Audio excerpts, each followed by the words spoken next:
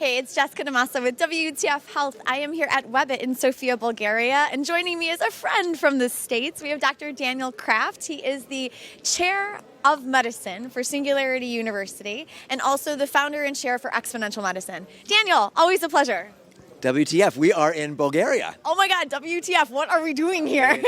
Healthcare is global, and this is pretty amazing so far. It is. So you had a packed house in the health summit here at Webit, and this is kind of like, I keep describing it as an Eastern European South by Southwest, more or less. And so there's different tracks, and you're in the health track, and just spoke, and one of the slides that I always love to see in your presentation that I think really resonated with the crowd here was the slide with the William Gibson quote about the future being here already, but it's just not evenly distributed. So, I mean, talk about that a little bit more, I guess. How do you distribute some of the technological advances that we see in the U.S. and that we're taking for granted into some place like Bulgaria?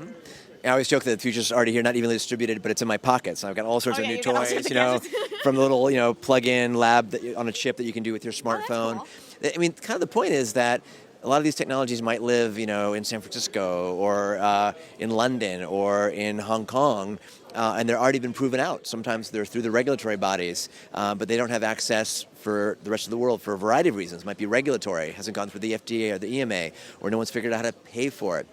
And in some cases, we're seeing the future happen much more quickly. China is a huge market and exploding because they've had such a huge gap between unmet need, patients who have no access to doctors. And now there's apps like Good Doctor, only a couple years old, that has, I think, over 230 million users using that for chatting with doctors and using AI and chatbots. So there's a lot of elements here that are proving out their model in certain markets that could be distributed, particularly to parts of the world that have core unmet needs. How do we do this faster? How do we scale up the distribution of technology? Well, in some cases, it's not about inventing new technologies. Right. It's sometimes using what we have. I mean, we're here in 2019. 10 years ago, the first Fitbit came out. Fitbit, which has gone public, is now moving into health, not just wellness. And you can even use existing wearables like a Fitbit to track someone's health after surgery and use that data to inform them and the orthopedic surgeon how they're doing. So that's an example of not inventing something new, but connecting that into the healthcare system, hopefully paying for it and rewarding the healthcare system for using something as simple as your step counter. So a lot of is about aligning incentives. There's been connected blood pressure cuffs for 10, 15 years. You can buy them online or an Apple store, but your doctor doesn't prescribe one to you. And high blood pressure, hypertension is the number one cause of early death and morbidity around the world. Half of Americans, half of Europeans have high blood pressure, but it's not well controlled for most. So it's an example of taking an existing technology, plugging it into the healthcare system and the data flow, hopefully paying for it, and showing the value that actually prevents high blood pressure, strokes, heart attacks. And so that doesn't require reinventing anything. It's a systems and a human change issue. I love coming to a place like Bulgaria because I feel like, they're so excited to learn about the different things happening in health and technology. And I think you always get a big crowd, and it's like the Silicon Valley glow just like emanates off of you. Jet lag glow. Jet lag glow, right? But I wanted to ask you, from a place like Bulgaria, I think for others maybe in the U.S. who are innovators in health tech, what can we learn? What can we take out of here and bring back home? I mean, there's a lot of different ways that,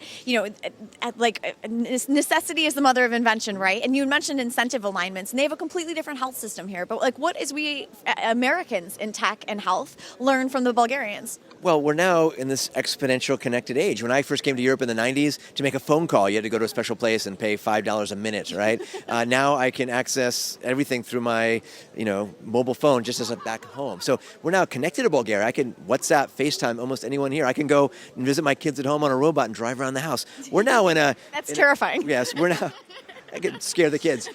But we're in a connected digital age. So if you're in Bulgaria or San Francisco or Hong Kong or Sao Paulo, it often doesn't matter. We can all innovate. We can connect and collaborate in new ways. You can be on Slack with a team in Sofia, in New York, and New Zealand. And so innovations that happen here, and there's lots of amazing energy, some great startups I've already seen here, can be connected and can cross-fertilize. One of the themes, as you know, at Exponential Medicine is we have 44 countries there. We're cross-pollinating.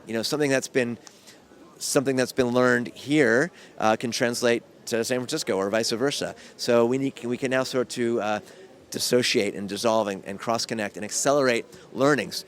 We still need to go through regulatory. We need still think how to pay. Policy is still an issue, but we can learn faster from each other. Absolutely. And I think one of the things that Exponential Medicine does really well also is with the live stream of the conference that draws in that global audience as well. And it's kind of on 24 hours a day, even though you're not quite. Well, thanks to you. I mean, health is 24/7. When we're asleep in Bulgaria, it's breakfast time or lunch or dinner in somewhere else in the world. And so the ability now to connect, to take this session and share it anywhere in the world can spark ideas. And that means, the lessons from Singularity University, Exponential Medicine, WTF, you're kind of catalyzing those cross connections. It's not just having technology, the idea or the system, but communicating that, sharing it with others. Otherwise, it often sticks in a silo. We saw a great demo of this sort of stand-up wheelchair that was here, the Rise Bot, I think it was called. And, that could be useful in a rehab center in Boston. So tremendous power to share that and enable a physiatrist or a patient with stuck in a wheelchair to learn about what's happening in Bulgaria and maybe bring that to another part of the world. So you and I have the luck to travel all over and get to see some of these great companies that are innovating and more importantly, some of the devices that are coming out, some of the new tech, things like that. You are curating a list of these things on digital.health. Tell me a little bit more about digital.health and what the purpose of that is.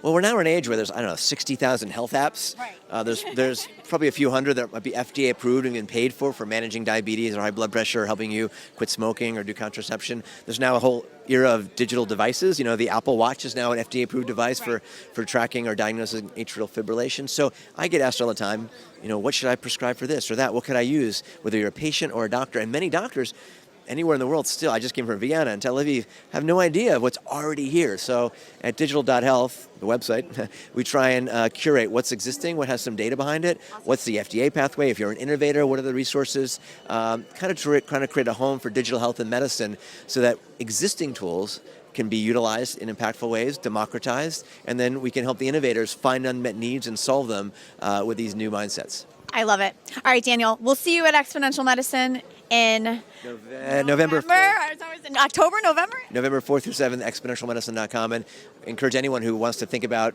creating the future of health medicine to join us. And thanks to everything you do at WTF and at XMed to help catalyze all this. Thank you. Thank you so much. Well, hopefully we'll be there on the live stream. I'm Jessica DaMassa with WTF Health with one of my favorites, Dr. Daniel Kraft, here at Webit in Sofia, Bulgaria. Thanks for joining us.